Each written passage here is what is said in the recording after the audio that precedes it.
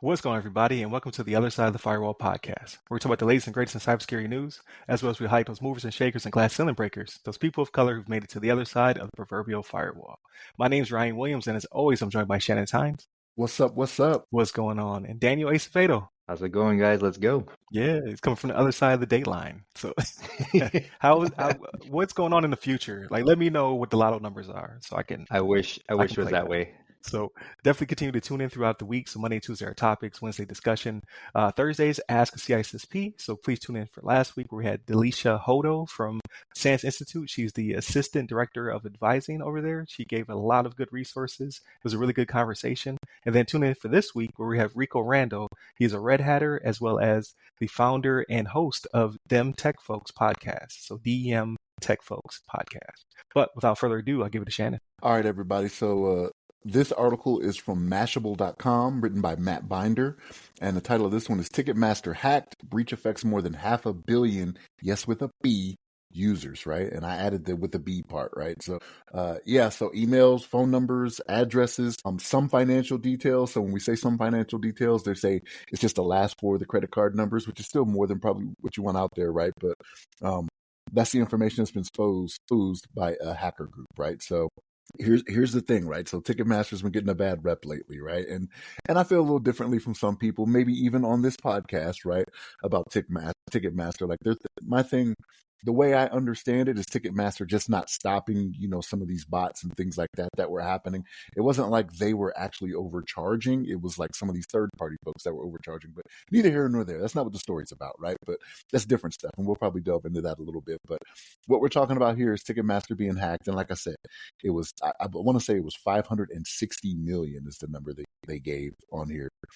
People who had their information, like I said, people's names, full names, addresses, phone numbers, email addresses, order history information, including the ticket purchase details, right? Which to some people can be embarrassing, right? Like if you're a big tough guy and they find out you're a Swiftie, some people might have some problems with that, right? Getting that out there. They'd be like, oh no, I'm not a Taylor Swift fan. Like, so that's right here.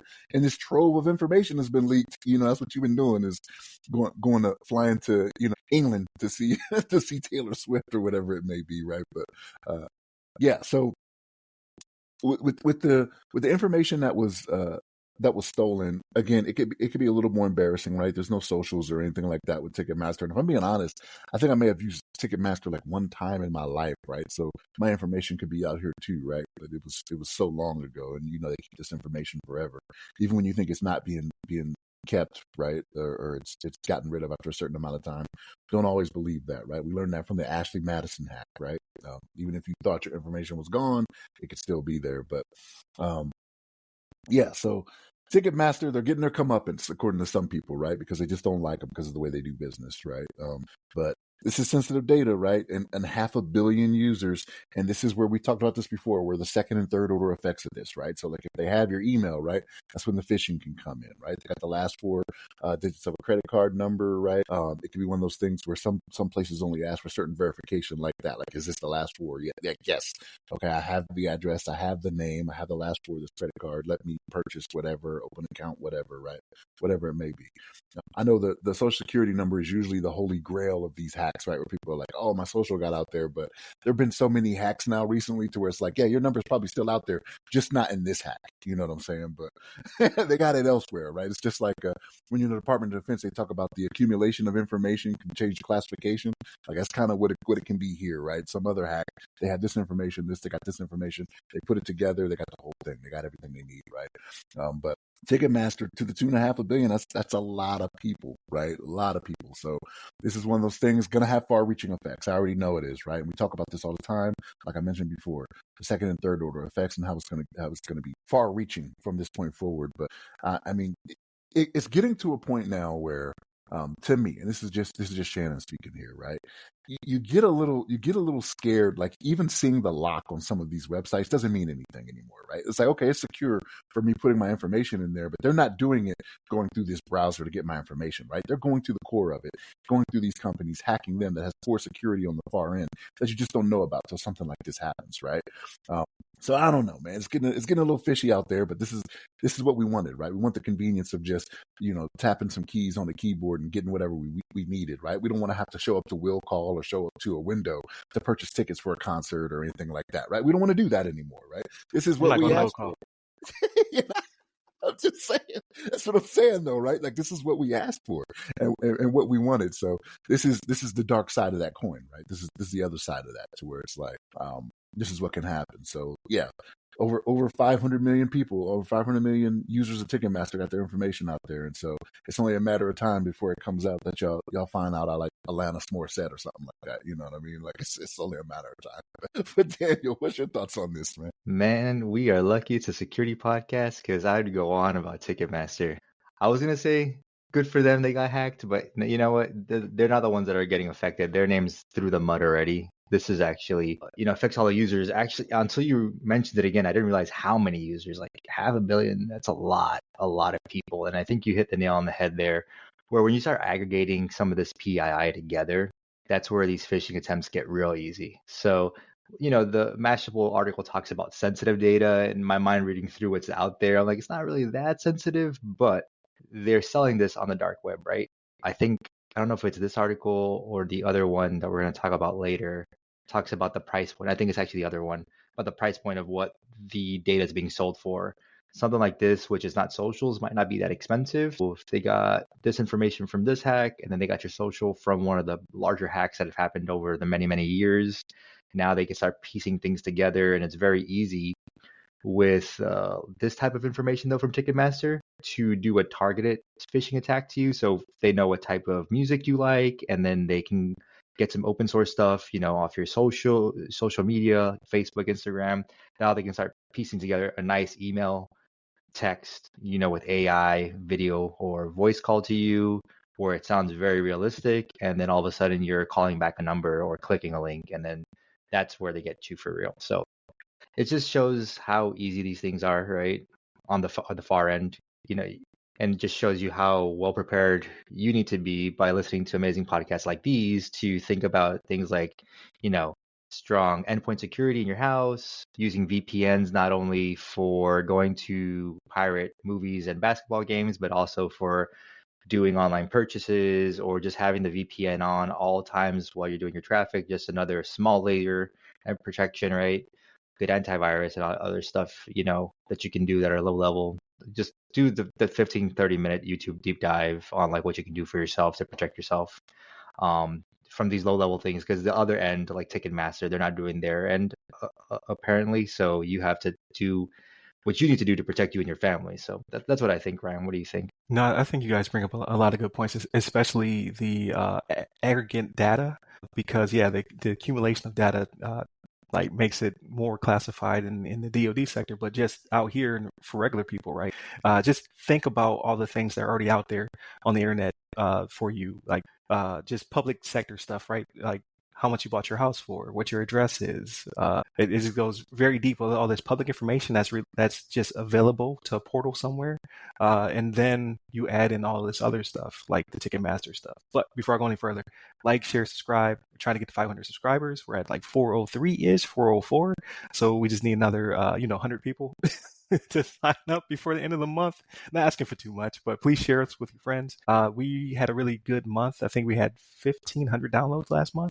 So it was a little bit of a spike. And we're generating a lot of content. So please go and watch and read and all the other good stuff. So it's not all for naught. We did 5 episodes. So 4 of The Other Side of the Firewall, 1 Ask a CSP, which was Delisha Hodo. She was on the episode. It's her second time. It was a really great interview. This week upcoming, we have Rico Rando, another really great interview from a fellow veteran, right? Marine veteran. He's been a SSP for like 13 years. Just really down-to-earth dude, real cool guy. We talk about not only how he started his podcast, how he went from the DoD to contracting, so on and so forth, but also the inspiration and what he's trying to do in the community to build a legacy. So definitely check that out. And then GPTs have been taking over my brain this week, so I made 2. So definitely check those out. They're on the marketplace. I had a friend, Alan Wesley, give me the courage to put them up because I was just continuously baking them. And He was like, just put it out there to the world, and then they'll bake it for you. Check out the Ask a CISSP GPT, as well as the GRC Evaluator, which is both of those are ongoing. I'm constantly every day I'm tinkering with them to make them better. I need your feedback though. And then just all the other content, right? I was lucky enough to be on the first episode of Tech Tuesdays by Brian Odes. Definitely check that out. We talk about there's a lady, Dakisha Williams, how she's using GPTs for sales and marketing and public speaking. And then I talk a little bit about security and things of that nature. Check it out. All that to go back to Ticketmaster, which everyone hates. Everyone hates Ticketmaster and they hate Live Nation. And the combination of those two will destroy the world. It's not really there. So here's the thing. Here's my 2 cents, and I'm gonna go down a rabbit hole. I'm gonna bring it back to what we're talking about security wise. They care that you don't like them, but they don't care enough to fix it, because as these bots buy tickets and then resell them, they get a cut of the first ticket sales and then they get a cut of the secondhand ticket sales. So the more that these bots sell these tickets for, the better off Live Nation and Ticketmaster are. So it's a double-edged thing. Like, yeah, they care, they have feelings too. However, it's making them money. But I say to say, I don't know how it's still happening, because I knew of a bill, but I didn't know if it passed or not. And it's called the S.3183 Bots Act of 2016. It was passed by the 114th Congress, which, the 114th Congress only lasted from 2015 to 2016, right? There's like every Congress only lasts so long. They passed the bill and it supposedly stopped the sale of tickets by bots, because if they find out that you did it, it's a $16,000 fine. I don't think it worked, because bots are gobbling up everything, especially during the pandemic. So I thought this bill had not passed yet, but apparently it did. So there's congressional mandates to stop these things from happening, yet they still continue to happen. But I say that to say that if you already have a bad image, you already have a black eye from the public, you need to do better, Ticketmaster. Like, how are you giving up the data of 500 million people when they begrudgingly use your site anyway? So, like, all this is going to do is put more focus back on you by Congress. They've already passed a bill specifically for you in that type of industry. And it goes into sneaker sales. It goes into tech. It goes, like, there's a lot of things that bots have been gobbling up, especially during the pandemic. Like, I couldn't get a PS5. I couldn't get an Xbox. It took me a year to get those things because I was battling bots to get to it. I'm not a sneakerhead, but I hear it's still bad over there. Same thing with Supreme. I don't buy anything by Supreme. They sell everything from hoodies to crowbars with the Supreme tag on it. I don't get it. It's a thing. People love it. But you're never buying it firsthand. You're buying it second or third hand because it's already been gobbled up by these people or whatever. And it's kind of your own fault. Don't like, I'm not defending people who go after these products, even though they're grossly overpriced. You do what you do. I buy tech. You buy sneakers. It is what it is. But at the end of the day, Ticketmaster, you are going to have a lot of scrutiny put back on you. You're going to have whatever Congress is currently running will most likely have to double back and look at you, because they're already in healthcare business, right? Because of United Health, which is still a travesty, still going on, as well as there was one that just came up. There's another health group that just got hit. So they'll probably be before Congress as well. But now Ticketmaster is probably going to have to come, 500 million people. Like, they're not all U.S. citizens, but they're probably going to have to come back to the tribunal to get slapped again, because it's just inexcusable, because people can't protect themselves from you, right? They have to give you their information in order to make this process happen, or not use you. But who else are going to use? Live Nation? And then it's the same thing. It's the same pain point. Like, if you were the only one providing the service, you have to protect your clients. You have to protect the customers at all costs. And when they start peeling back the layers to figure out what you did wrong here, it's going to cost you a lot of money. So this is my 2 cents. So the act you were talking about from 2016, like with the bots, like, I was not aware of that either. But I think it's something that, yeah, it's a law, but it's probably just not enforceable, right? Let me not say not enforceable.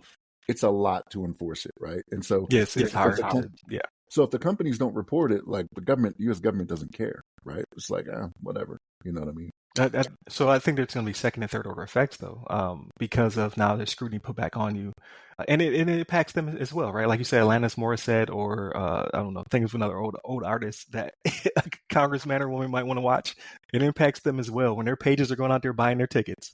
They're dealing with these bots and complaining, and or just having information out there. Like, so there's going to be a forum or something's going to be stood up, right? Like breach forums is taken down, and it's back, by the way, but it'll be put somewhere where they'll be able to search themselves and be able to find out that, yeah, they got the keys to the kingdom again. Like you said, aggregate data again. So it's annoying to not only us as constituents, but it's also annoying to them as the lawmakers, right? So I don't know. I don't know what's going to fix this, because again, like they're just trying to merge. Like Live Nation, I think, was trying to either merge with them, or there's something happened where the two of those tried to be in one entity, and there was pushback because there's no other service as big as those two are. Unfortunately, everyone else you're going through is piecemeal. Like when I bought the Kevin Hart tickets through the Straz, it's kind of iffy. I'm not gonna lie. It's sad to see, and I'm sure I'm wrapped up in it, because at some point I bought tickets through Ticketmaster within the past 5 years, probably. So with that being said, please continue to tune in throughout the week. Again, Monday, Tuesday, our topics. Wednesday, discussion. Thursdays, Ask a CISSP. Definitely check out last week with Delisha Hodo. This week with Rico Rando. And then I have a few more already booked throughout June and going into July. So very fortunate. Thank you for wanting to stop by the show. And then Fridays, everything else, movies, books, games, all that good stuff. We talk about upcoming graduations. I broke a tooth this weekend, so definitely going to talk about that. I'm suffering through. But hit up all the websites to go by our name. Give me a personally. I'm at RY Security Guy. That's RY Security Guy. You can find me on LinkedIn, Clubhouse, Twitter, Threads, Medium, TikTok, every platform you can think of. And you, Daniel, where can they find you? Unfortunately, only on LinkedIn. I had to step my game up. Or not. You'd be like Shannon. You're closer to Shannon than I am. So definitely hit up all the websites, all the things. Stay safe, stay secure.